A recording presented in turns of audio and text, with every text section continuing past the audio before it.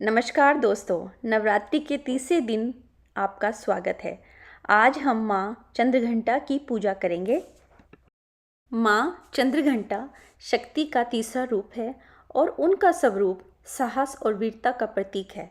उनके माथे पर घंटे के आकार का अर्धचंद्र होता है, इसलिए उन्हें चंद्रघंटा कहा जाता है। तीसरे दिन की पूजा का महत्व यह है कि भक्तों को भय, नकारात्मक और असुरी शक्तियों से मुक्ति मिलती है। माँ चंद्रघंटा की कृपा से व्यक्ति के भीतर साहस, शांति और स्थिरता का विकास होता है। वे अपने भक्तों की रक्षा करती हैं और जीवन में सुख शांति प्रदान करती हैं। माँ चंद्रघंटा की पूजा करने से मानसिक शांति मिलती है और सभी बाधाएं दूर हो जाती हैं। उनके आशीर्वाद से भक्तों के जीवन में संतुलन और ऊर्जा का संचार होता है। इस दिन लाल या सुनहरे रंग के वस्त्र पहनकर पूजा करनी चाहिए, क्योंकि ये रंग शक्ति और साहस का प्रतीक मानी जाती हैं। माँ दुर्गा का पाठ करने से पहले, कवच करने से पहले चलिए शुरू करते हैं गणेश जी की वंदना। उसके बाद ही हम कवच शुरू करेंगे। सभी कार्यों में सफलता पाने के लिए हमें सबसे पहले भगवान गणेश जी की वंदना करनी चाहिए। ओम गंगणपतये नमो नमः, श्री सिद्धि विनायक नमो नमः, अष्टविनायक नमो नमः, गणपति बाप्पा मोरया। इस मंत्र का जाप करके ताकि पाठ बिना किसी बाधा के सफल हो, और एक संकल्प लें कि आप यह पाठ किस उद्देश्य से कर रहे हैं। आप इस तरह से कह सकते हैं, मैं यह पाठ अपने परिवार की भलाई, शांति, समृद्धि और माँ दुर्गा के दिव्य आशीर्वाद के लिए करता हूँ। चलिए दुर्गा सप्तशती कवच शुरू करते हैं। दुर्गा कवच एक शक्तिशाली प्रार्थना है जो भक्त के चारों ओर एक सुरक्षा कवच का निर्माण करती है। यह दुर्गा सप्तशती का एक हिस्सा है जो माँ दुर्गा की महिमा और शक्तियों का वर्णन करता है। कवच का अर्थ है रक्षा कवच, और इस प्रार्थना को करने से भक्त को नकारात्मक ऊर्जाओं, भय और खतरों से सुरक्षा मिलती है, जैसे कि सभी दिशाओं से सुरक्षा, माँ दुर्गा के विभिन्न रूपों का आह्वान, शारीरिक, मानसिक और आध्यात्मिक सुरक्षा, और शत्रुओं नकारात्मक ऊर्जाओं से सुरक्षा, और बल और साहस की प्रार्थना। चलिए शुरू करते हैं माँ दुर्गा सप्तशती कवच। महर्षि मार्कंड जी बोले, हे पितामह, संसार में जो गुप्त हो और जो मनुष्य की सब प्रकार से रक्षा करता हो और जो आपने किसी को आज तक बताया ना हो, वह कवच मुझे बताइए।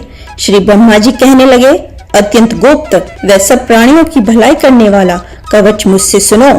प्रथम शैलपुत्री, दूसरी ब्रह्मचारिणी, तीसरी चंद्रघंटा, चौथी कुष्मांडा, पांचवी स्कंद माता, छठी कात्यायनी, सातवीं काल रात्रि, आठवीं महागौरी, नवी सिद्धि दात्री, यह देवी की 9 मूर्तियां हैं और यह नव दुर्गा कहलाती हैं। आग में जलता हुआ, रण में शत्रुओं से घिरा हुआ, विषम संकट में फंसा हुआ मनुष्य यदि दुर्गा नाम का स्मरण करे तो उसको कभी भी हानि नहीं होती। रण में उसके लिए कुछ भी आपत्ति नहीं और न उसे किसी प्रकार का दुख या डर होता है। हे देवी, जिसने श्रद्धा पूर्वक तुम्हारा स्मरण किया है उसकी वृद्धि होती है, और जो तुम्हारा चिंतन करते हैं उनकी तुम निसंदेह रक्षा करने वाली हो। चामुंडा प्रेत पर, वाराही भैंसे पर, रौद्री हाथी पर, वैष्णवी गरुड़ पर अपना आसन जमाती हैं। महेश्वरी बैल पर, कुमारी मोर पर और हाथ में कमल लिए हुए विष्णु प्रिया लक्ष्मी जी कमल के आसन पर विराजती हैं। बैल पर बैठी हुई ईश्वरी देवी ने श्वेत रूप धारण कर रखा है और सब प्रकार के आभूषणों से विभूषित ब्राह्मी देवी हंस पर बैठती हैं। और इस प्रकार यह सब देवियां सब प्रकार के योगों से युक्त और अनेक प्रकार के रत्न धारण किए हुए हैं।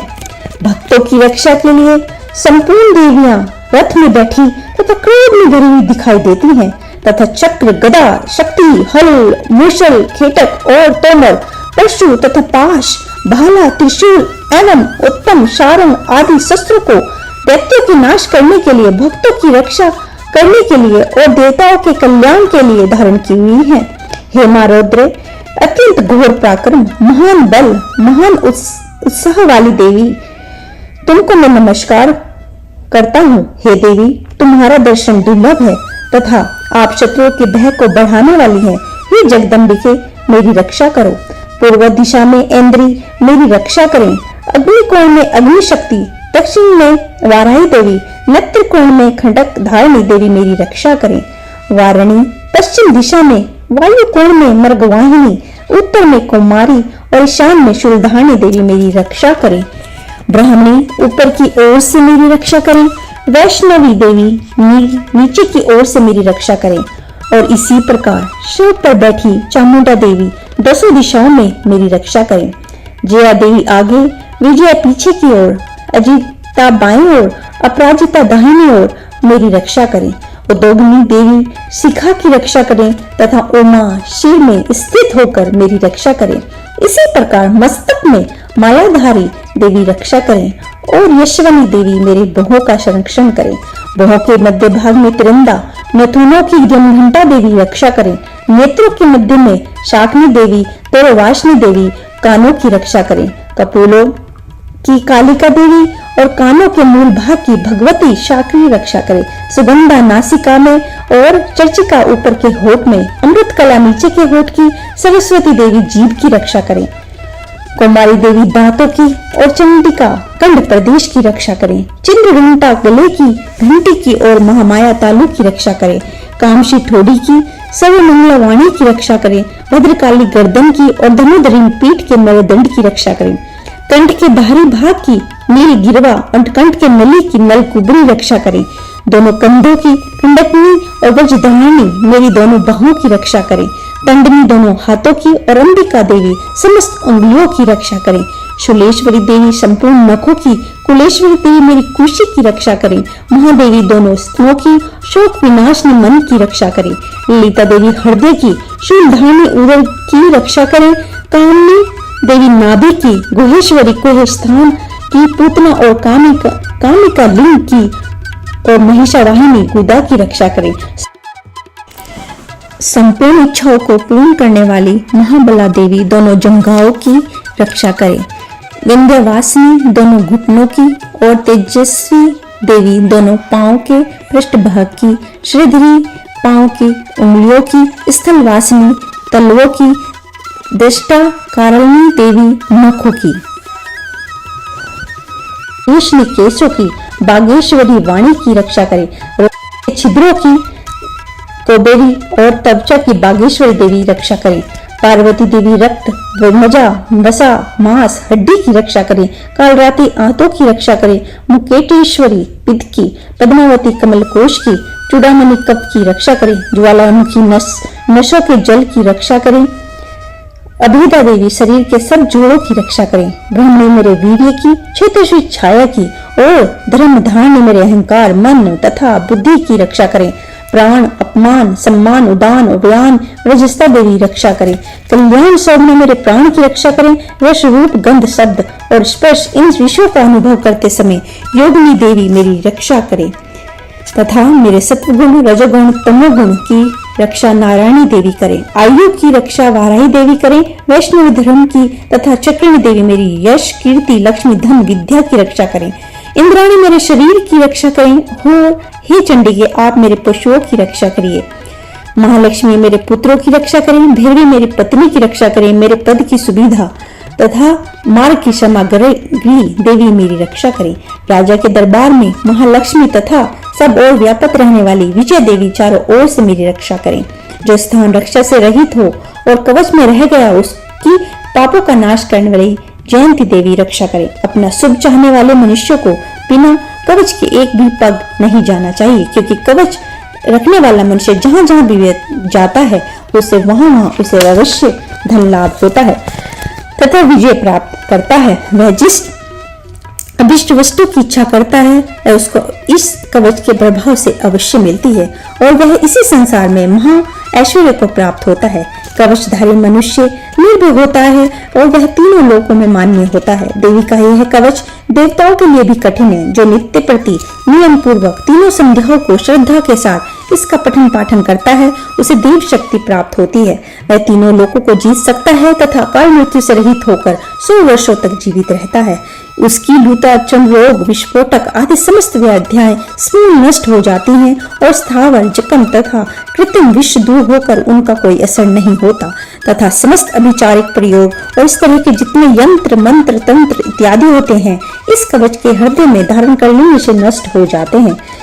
इसके अतिरिक्त पृथ्वी पर विचरने वाले भूचर, नभचर, जलचर प्राणी, उपदेश मात्र से सिद्ध होने वाले निर्मल कोटि के देवता, जमन के साथ प्रकट होने वाले देवता, कुल देवता, कंठमाला आदि, टाग्नि, शाकनी, अंतरिक्ष में विचरने वाले अत्यंत बलवती, भयानक टाकनी, ग्रह, भूत, यक्ष, गंधर्व, राक्षस, ब्रह्मराक्षक, बेताल, कुष्मांड और भैरव आदि अनिष्टकारक देवता उस मनुष्य को जिसने कि अपने हृदय में यह धारण किया हुआ है देखते ही भाग जाते हैं। इस कवच के धारण करने से मान और तेज बढ़ता है। जो मनुष्य इस कवच का पाठ करके उसके पश्चात सप्तशती चंडी का पाठ करता है उसका यश जगत में विख्यात होता है और जब तक वन, पर्वत, अनादि इस ब्रह्मंडल पर स्थित हैं तब तक यहाँ पुत्र, पौत्र आदि संतान परंपरा बनी रहती है। फिर देहांत होने पर ऐसा मनुष्य परम पद को प्राप्त होता है जो देवताओं के लिए भी कठिन है और अंत में सुंदर रूप को धारण करके भगवान शंकर के साथ आनंद करता हुआ परम मोक्ष को प्राप्त होता है। बोलो जय शेरावाली माता, जय माता दी। जय माता दी। तीसरा अध्याय। महर्षि मेधा ने कहा, महिषासुर की सेना नष्ट होती देखकर उस सेना का सेनापति चिक्षुर क्रोध में भर देवी के साथ युद्ध करने के लिए आगे बढ़ा। वह देवी पर इस प्रकार बाणों की वर्षा करने लगा मानो सुमेरु पर्वत पानी की धार बरसा कर रहा हो। इस प्रकार देवी ने अपने बाणों से उसके बाणों को काट डाला और तथा उसके घोड़ों व सारथी को मार दिया। साथ ही उसके धनुष और उसकी अत्यंत ऊंची ध्वजा को भी काट कर नीचे गिरा दिया। उसका धनुष कट जाने के पश्चात उसके शरीर के अंगों को भी अपने बाणों से बीन दिया। धनुष, घोड़ों और सारथी के नष्ट हो जाने पर वह असुर ढाल और तलवार लेकर देवी की तरफ आया। उसने अपने तीक्ष्ण धार वाली तलवार से देवी के सिंह के मस्तक पर प्रहार किया और बड़े वेग से देवी की बाएं भुजा पर वार किया, किंतु देवी की बाएं भुजा को छूते ही उस दैत्य की तलवार टूटकर 2 टुकड़े हो गई। इससे दैत्य ने क्रोध में भरकर शूल हाथ में लिया और उसे भद्रकाली देवी की ओर फेंका। देवी की ओर आता हुआ वह शूल आकाश से गिरते हुए सूर्य के समान प्रज्वलित हो उठा। उस शूल को अपनी ओर आते हुए देखकर देवी ने भी शूल छोड़ा और महाअसुर के शूल के 100 टुकड़े कर दिए और साथ ही महाअसुर के प्राण भी हर लिए। चिक्षुर के मरने पर देवताओं को दुख देने वाला चामर नामक दैत्य हाथी पर सवार होकर देवी से लड़ने के लिए आया और उसने आने के साथ ही शक्ति से प्रहार किया, किंतु देवी ने अपनी हुंकार से ही उसे तोड़कर पृथ्वी पर डाल दिया। शक्ति को टूटा हुआ देखकर दैत्य ने क्रोध से लाल होकर शूल को चलाया, किंतु देवी ने उसे को भी काट दिया। इतने में देवी का सिंह उछलकर हाथी के मस्तक पर सवार हो गया और दैत्य के साथ बहुत ही तीव्र युद्ध करने लगा। फिर वह दोनों लड़ते हुए हाथी पर से पृथ्वी पर आ गिरे और दोनों बड़े क्रोध से लड़ने लगे। फिर सिंह बड़े जोर से आकाश की ओर उछला और जब पृथ्वी की ओर आया अपने पंजे से चामर का सिर धड़ से अलग कर दिया। क्रोध में भरी हुई देवी ने शीला और वृक्ष आदि की चोटों से उदर को भी मार दिया। कराल को दांतों, मुक्कों और थप्पड़ों से चूर्ण कर डाला। क्रोध हुई देवी ने गदा के प्रहार से उदर दैत्य को मार गिराया। बिंदीपाल से वाष्पकल को बाणों से तारम तथा अंधक को मौत के घाट उतार दिया। तीनों नेत्रों वाली परमेश्वरी ने त्रिशूल से ग्रास्य, उग्रवीर और माँ हनु नामक राक्षस को मार गिराया। उसने अपनी तलवार से विडाल नामक दैत्य का सिर काट डाला तथा अपने बाणों से दृढ़ और दुर्मुख राक्षसों को यमलोक को पहुंचा दिया। इस प्रकार जब महिषासुर ने देखा कि देवी ने मेरी सेना को नष्ट कर दिया है, वह भैंसे का रूप धारण कर देवी के गणों को दुख देने लगा। उन गणों में कितनों को उसने मुख के प्रहार से, कितनों को खुरों से, कितनों को पूंछ से, कितनों को सिंगों से, बहुतों को दौड़ने के वेग से, अनेकों को सिंहनाद से, कितनों को चक्कर देकर और कितनों को श्वास वायु के झोंकों से पृथ्वी पर गिरा दिया।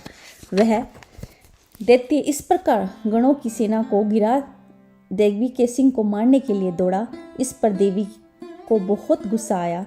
उधर दैत्य भी क्रोध में भरकर धरती को घुरों से खोदने लगा तथा सिंगों से पृथ्वी को उखाड़ उखाड़ कर धरती पर फेंकने लगा और मुख से शब्द करने लगा। महिषासुर के वेग से चक्कर देने के कारण पृथ्वी सुबह होकर फटने लगी। उसकी पूंछ से डगाकार समुद्र चारों ओर फैलने लगा।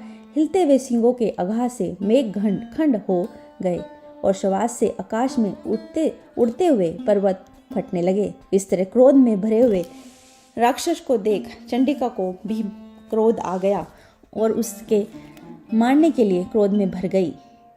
देवी ने पाश फेंक कर दैत्य को बांध दिया और उसने बंध जाने पर दैत्य का रूप त्याग दिया और सिंह का रूप बन लिया। और जो ही देवी उसका सिर काटने के लिए तैयार हुई, उसने पुरुष का रूप बना लिया जो कि हाथ में तलवार लिए हुए था। देवी ने तुरंत ही अपने बाणों के साथ उस पुरुष को उसकी तलवार ढाल सहित बीन डाला। इसके पश्चात वह हाथी के रूप में दिखाई देने लगा और अपनी लंबी सूंड से देवी के सिंह को खींचने लगा और गरजने लगा। देवी ने अपनी तलवार से उसकी सूंड काट डाली तथा राक्षस ने एक बार फिर भैंसे का रूप धारण कर लिया और पहले की तरह चर अचर जीवों सहित समस्त लोगों को व्याकुल करने लगा। इसके पश्चात क्रोध में भरी हुई देवी बारंबार उदम मधु का पान करने लगी और लाल नेत्र करके हंसने लगी। उधर बलवीर्य तथा मद से क्रुद्ध हुआ दैत्य भी गरजने लगा। अपने सिंगों से देवी पर पर्वतों को फेंकने लगा।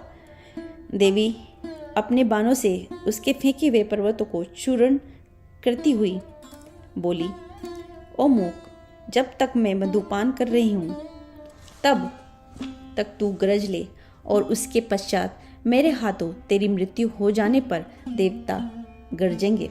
महर्षि मेधा ने कहा। यूं कहकर देवी उछलकर उस दैत्य पर जा चढ़ी और उसको अपने पैर से दबाकर शूल से उसके गले पर आघात किया। देवी के पैर से दबने पर भी दैत्य अपने दूसरे रूप में अपने मुख से बाहर होने लगा। अभी वह आधा ही बाहर निकला था कि देवी ने अपने प्रभाव से उसे रोक दिया। जब वह आधा निकला हुआ दैत्य युद्ध करने लगा तो देवी ने अपने तलवार से उसका सिर काट दिया। इसके पश्चात सारी राक्षस सेना हाहाकार करती हुई वहां से भाग खड़ी हुई और सब देवता अत्यंत प्रसन्न हुए तथा ऋषियों महर्षियों सहित देवी की स्तुति करने लगे। गंधर्वराज ज्ञान करके तथा अप्सराएं नृत्य करने लगी। जय माता दी। यह हमारा तीसरा अध्याय समाप्त होता है।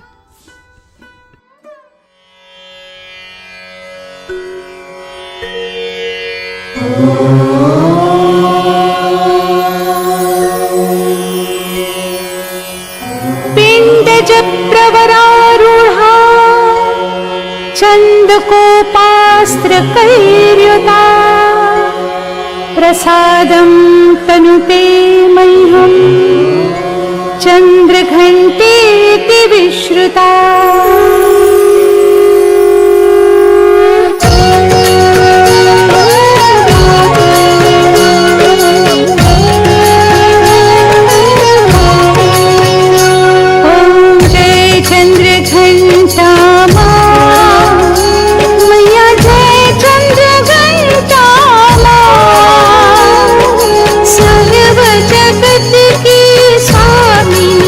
सर्व जगत की स्वामी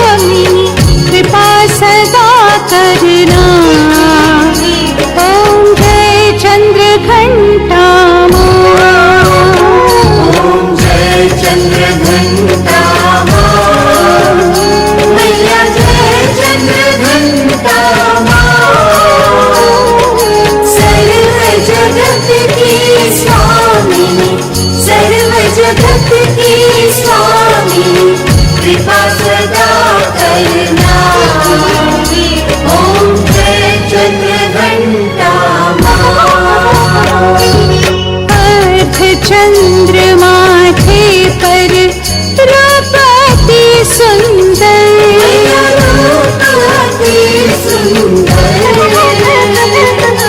गृह गृह तुम्हारी पूजा, गृह गृह तुम्हारी पूजा, पूजत नारी नर।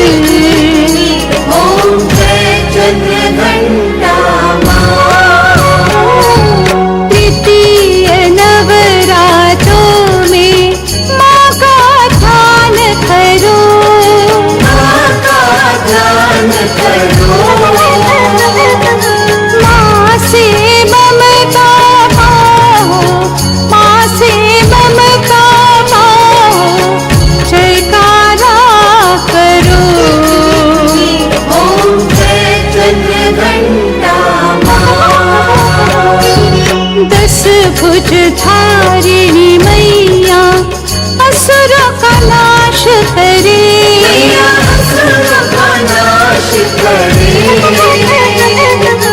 मोक्ष भक्त को दे माँ, मोक्ष भक्त को दे माँ, विपदा नित मारे।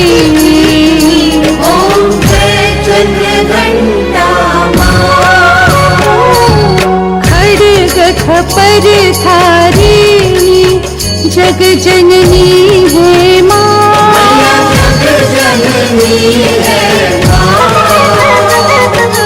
दिव्य करे साधक को, दिव्य करे साधक को, देती माँ करुणा। ओम जय चंद्रघंटा माँ। कल्याणकारिणी मैया दुखों का नाश करे,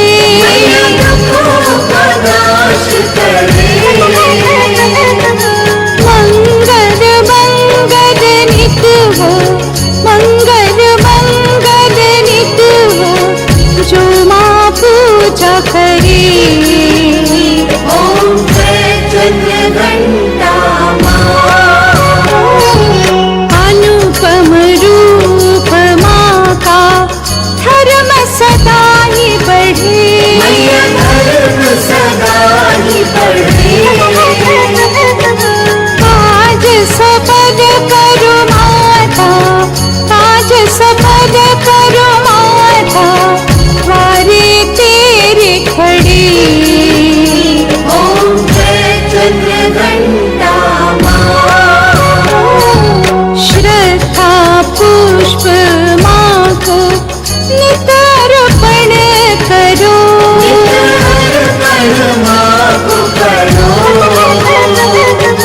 माँ के ध्यान में रम कर, माँ के ध्यान में रम कर, जीवन सफल करो। ओम जय चंद्रघंटा माँ। चंद्रघंटा माता की आरती नित गाओ, आरती नित गाओ।